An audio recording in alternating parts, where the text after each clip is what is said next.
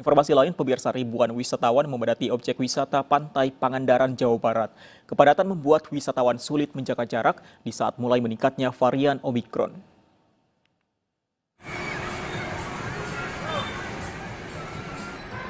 Ribuan wisatawan dari berbagai daerah memadati Pantai Barat Pangandaran pada akhir libur Natal dan Tahun Baru hari ini. Di pantai, wisatawan melakukan sejumlah aktivitas, mulai berenang, main pasir, hingga bersantai. Membludaknya pengunjung membuat wisatawan sulit menjaga jarak. Bahkan sebagian wisatawan juga abai akan protokol kesehatan di saat mulai meningkatnya varian Omikron. Sama teman yang kerja, jadi nggak bisa cuti. Jadi kita ngambilnya di akhir liburan daripada anak-anak ke kemana-mana kan. Lagian juga sekarang tempat-tempat wisata banyak yang walaupun belum normal kembali banyak yang udah dibuka. Ya kita yang mulailah ke Pangandaran ini walaupun di akhir liburan, pikir saya nggak akan kredit penuh kayak gini ya. Ternyata di akhir liburan malah tambah penuh. Ketika pekan kemarin memang lagi traffic-trafficnya, kebetulan kita pun ada pekerjaan harus di garis akhir tahun, jadi baru sempatnya di pekan ini kita kesini. Membludaknya pengunjung di Pantai Pangandaran mulai terlihat di gerbang masuk lokasi wisata. Puluhan kendaraan wisatawan antre sejak pagi tadi. Mulai pintu masuk hingga kawasan objek wisata, petugas terus mengingatkan untuk taat protokol kesehatan. Namun demikian, banyak wisatawan yang abai.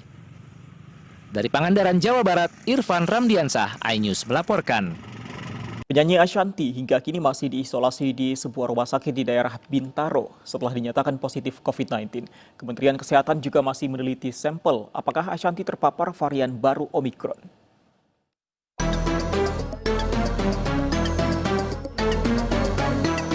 Setelah dinyatakan positif COVID-19, penyanyi Ashanty beserta 5 orang yang ikut dalam rombongan liburan di Turki masih menjalani karantina kesehatan selama 7 hari. Ashanty kini menjalani isolasi di Rumah Sakit Bintaro, Tangerang Selatan, Banten. Menurut keluarga, Ashanty dalam kondisi baik dan tanpa gejala. Namun keluarga mengkhawatirkan autoimun yang diderita Ashanty. Sempat beredar kabar bila istri penyanyi Anang tersebut terpapar Omikron.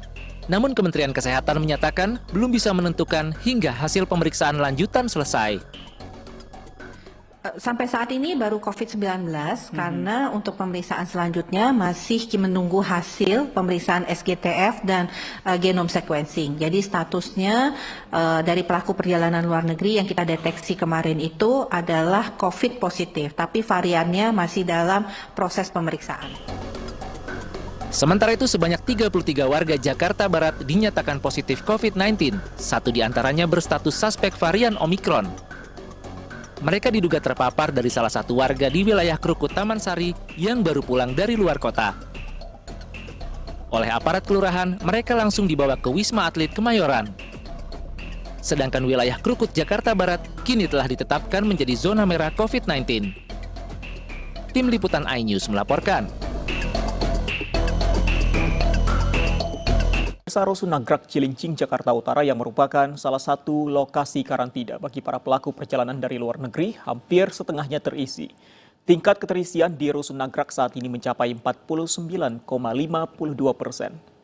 Rusun Nagrak yang berlokasi di Cilincing, Jakarta Utara difungsikan untuk lokasi karantina bagi WNI yang baru tiba di Indonesia dari luar negeri. Khususnya bagi para pekerja migran Indonesia, pelajar atau mahasiswa, dan juga ASN.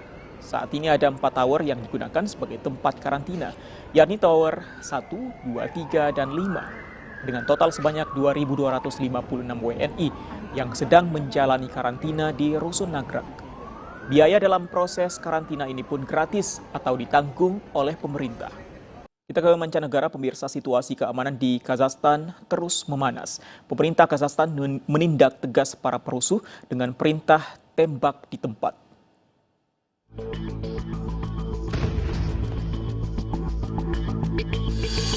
Tensi tinggi terus berlanjut di kota Almaty, Kazakhstan. Suara tembakan dan ledakan mewarnai kerusuhan yang terjadi sejak kemarin. Aksi unjuk rasa berubah jadi kekerasan, di mana gedung pemerintah dibakar dan sejumlah kendaraan dirusak.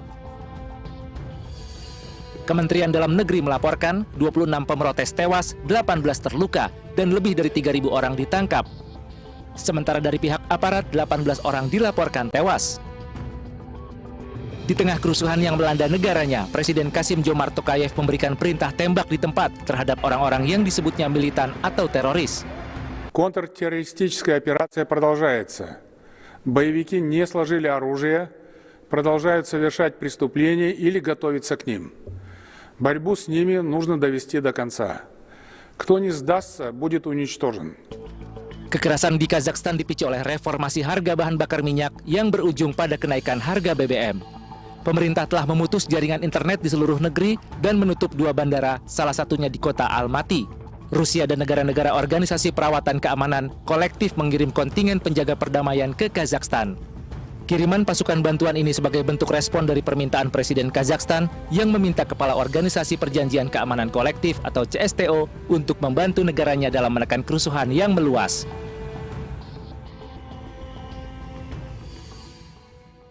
Ya, dan pemirsa, untuk mengetahui bagaimana kondisi terkini warga negara Indonesia yang berada di Kazakhstan, bergabung bersama kami Duta Besar Indonesia untuk Kazakhstan, ada Pak Fajrul Rahman. Selamat sore waktu Indonesia, Pak Fajrul.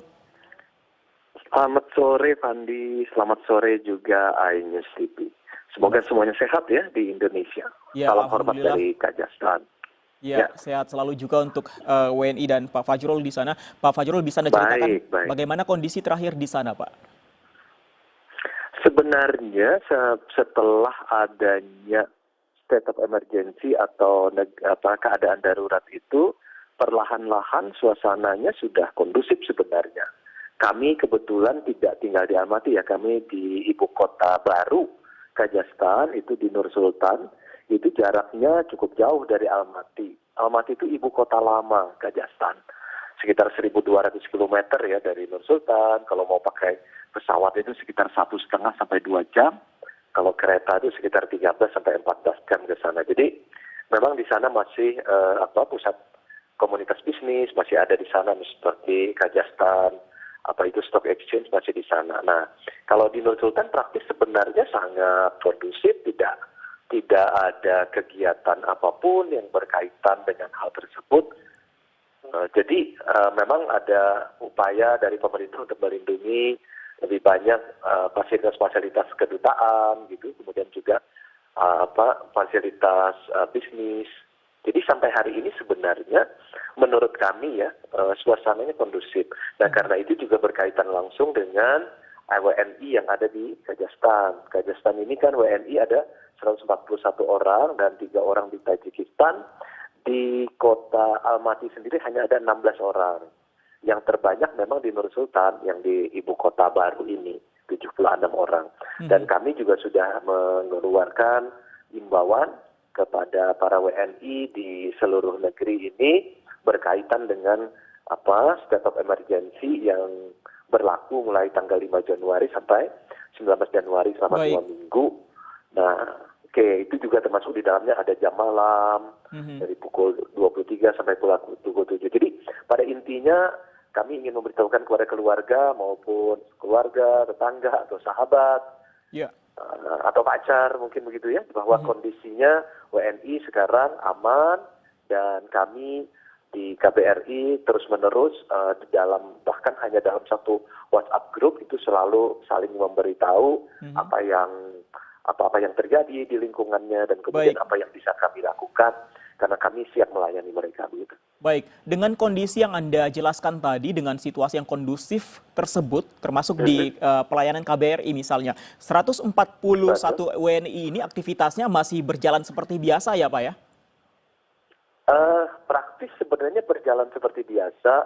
Di Almaty memang ada beberapa kegiatan yang tentu mengalami sedikit pelambatan seperti itu. Sementara misalnya seperti di Nur Sultan ya, di mana konsentrasi WNI terbesar itu sekitar 76 orang. Seperti biasa saya juga menjalankan aktivitas seperti biasa, tapi memang malam karena ada jam malam pukul 23 sampai dengan pukul 7, tentu kami tidak keluar rumah begitu. Dan kami juga sudah menghimbau untuk tidak berkerumun, tidak keluar rumah agar kecuali hal-hal yang penting, selalu berkoordinasi gitu. Kemudian juga selalu berusaha berhubungan langsung dengan KBRI yang memiliki hotline langsung, bahkan di WhatsApp grupnya juga kami memiliki. Jadi kami selalu melakukan koordinasi bersama Terus kemudian kami juga menghimbau untuk tidak ikut-ikutan baik dalam unjuk rasa ataupun juga memberikan semacam opini ya, karena ini urusan dalam negeri mereka. Baik. Seperti itu. Jadi, tapi sampai hari ini, sampai detik ini ya, laporan-laporan yang masuk tampaknya tidak ada dari laporan dari warga negara Indonesia dalam kondisi yang yang buruk gitu ya. Situasinya tampaknya aman. Baik. Kemudian kita saling bertukar informasi saja. Ya. Baik, kita harapkan tentunya selalu aman dan situasi di sana akan kembali normal dan semakin kondusif. Tapi tentu Pak Fajrul harus ada antisipasi. Kita harapkan tidak terjadi. Tapi misalnya situasi semakin memanas, apakah akan ada nantinya repatriasi misalnya WNI untuk ke Indonesia? Ini sebenarnya sudah tupoksi biasa. Jadi kami di KBRI sudah bekerja sama dengan melakukan rapat juga dengan pihak Kemenlu, dari Direktur Perlindungan WNI, kemudian juga Direktur misalnya Asia Selatan Tengah, kemudian juga kami sudah berkoordinasi dengan KBRI Rusia, KBRI di Uzbekistan, kemudian juga di beberapa tempat ya, seperti Konjen RI di Istanbul, Konjen di Dubai. Kami biasa saling berkoordinasi, mempersiapkan kalau ada sesuatu yang harus kita kerjakan secara kolaboratif seperti itu. Ini rapat-rapat sudah kami lakukan, contingency plan juga kita lakukan, tapi kami bersama-sama juga selalu mengukur keadaan situasi ini. Dan sepanjang 3 hari ini sampai hari ini kami mengukur tampaknya situasinya cukup kondusif. Bahkan kalau di Nur Sultan semua berjalan seperti biasa, bandara berjalan seperti biasa, seperti itu. Baik. Tampaknya pemerintah, dan kami meyakini juga pemerintah Presiden Qasim Jomart Tokayev tampaknya juga sudah bisa mengatasi keadaan, dan kami yakin beliau juga bisa mengatasi keadaan, termasuk juga dengan datangnya beberapa bantuan dari keamanan dari beberapa negara di mana mereka memiliki perjanjian seperti itu. Baik, Pak Fajrul, tadi Anda mengatakan bahwa KBRI sudah mengimbau WNI di sana untuk tidak ikut-ikutan dalam permasalahan negara Kazakhstan di sana. Tapi kalau boleh Anda ceritakan sedikit, Pak Fajrul, sebenarnya ini apakah murni masalah kenaikan harga BBM atau ini sudah disusupi oleh politik? Karena informasi yang beredar bahwa katanya ini Presiden sebelumnya Nazarbayev ini masih mengatur perekonomian di sana. Bisa diceritakan Pak Fajrul? Kami tidak akan memberikan komentar terhadap apa yang terjadi secara politik di dalam di dalam Republik Kazakhstan ya. Kami hanya berupaya untuk melakukan kerjasama sebaik mungkin dengan pemerintahan Kazakhstan. Kalau pemberitaan yang beredar memang bahwa ada kenaikan BBM dan kemudian terutama LPG sebenarnya, dan pemerintahannya yang sekarang juga sudah menurunkan harga LPG tersebut. Mungkin juga salah satu yang membuat kondisi menjadi kondusif begitu karena harga LPG-nya juga sudah diturunkan, dan kemudian juga ada bantuan keamanan dari beberapa negara tetangga, dan kemudian juga kemampuan Pak Qasim Jomart Tokayev untuk kemudian mengendalikan situasi politik yang ada.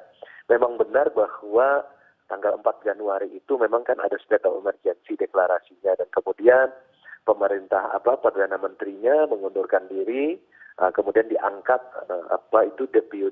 Perdana Menteri ad interim yang kemudian nanti akan diangkat yang definitif dalam beberapa waktu yang akan datang ya. Kami tentu saja menunggu, tetapi kami sebagai pihak dari Kedutaan Besar Republik Indonesia, kami tentu menjaga hubungan dengan semua pihak di Republik Kazakhstan. Baik, gitu. Pak Fajrul, terima kasih sudah berbagi informasi bersama kami di Indonesia. Pak Fajrul tetap sehat dan aman, dan salam untuk teman-teman WNI di sana. Kita kembali ke tanah air. Pemirsa, petugas gabungan menggagalkan pengiriman 52 pekerja migran ilegal ke negeri jiran Malaysia di perairan Asahan, Sumatera Utara. Polisi masih menyelidiki dan memburu agen penyalur pekerja migran.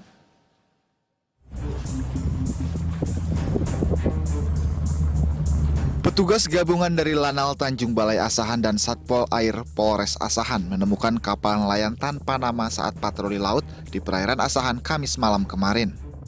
Saat diamankan diduga kapal tengah menunggu pergantian kapal untuk melanjutkan perjalanan. Dari dalam kapal petugas mendapati 52 pekerja migran ilegal yang akan berangkat ke Malaysia. Seluruh pekerja migran kemudian dibawa ke Mapolres Asahan. Untuk bisa pergi ke Malaysia secara ilegal, pekerja mengaku mengeluarkan uang belasan juta rupiah. Suami saya udah berapa, dengan anak udah 15 juta. Belum tiket pesawatnya, udah 20 juta nih. Itu udah utang. Tim melakukan pemeriksaan, ditemukan 52 orang pekerja migran yang tidak dilengkapi dokumen dan kapal yang mereka gunakan juga sama sekali tidak dilengkapi. Seorang nakoda kapal yang mengaku dibayar 5 juta rupiah dalam sekali langsiran juga turut diamankan petugas. Kini polisi masih menyelidiki dan memburu agen penyalur pekerja migran ilegal. Sementara 52 pekerja rencananya akan dikembalikan ke daerah asalnya. Dari Asahan, Sumatera Utara, Ulil Amri, iNews melaporkan. Pemirsa, hari ini banjir di sejumlah kawasan di Jayapura, Papua sudah surut. Aktivitas warga pun berangsur pulih. Masyarakat pun nampak disibukkan aktivitas membersihkan ruko dan perabotan mereka yang sempat terendam banjir kemarin. Bahkan beberapa warga mulai jualan kebutuhan sehari-hari, baik sayur mayur maupun ikan. Sebelumnya, kemarin Jayapura, Papua dikepung banjir hingga menyebabkan korban jiwa serta membuat sekitar 500 warga Jayapura harus mengungsi. Sebelumnya banjir dan tanah longsor di kota Jayapura, Papua dan sekitarnya mengakibatkan 7 orang tewas, lebih dari 500 orang terpaksa mengungsi.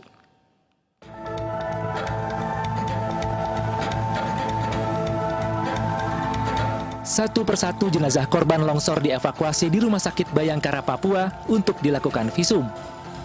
Total ada 7 korban tewas akibat longsor yang terjadi di Jayapura dini hari tadi. Sementara 3 orang yang mengalami luka mendapat penanganan medis di Rumah Sakit Jayapura.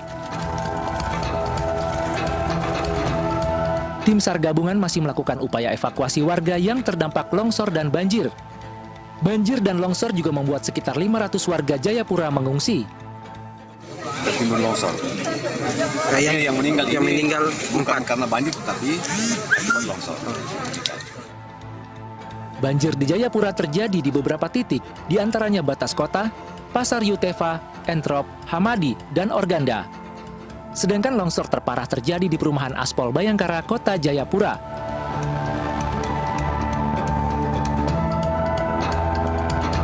Dari Jayapura, Edi Siswanto dan Omega iNews melaporkan.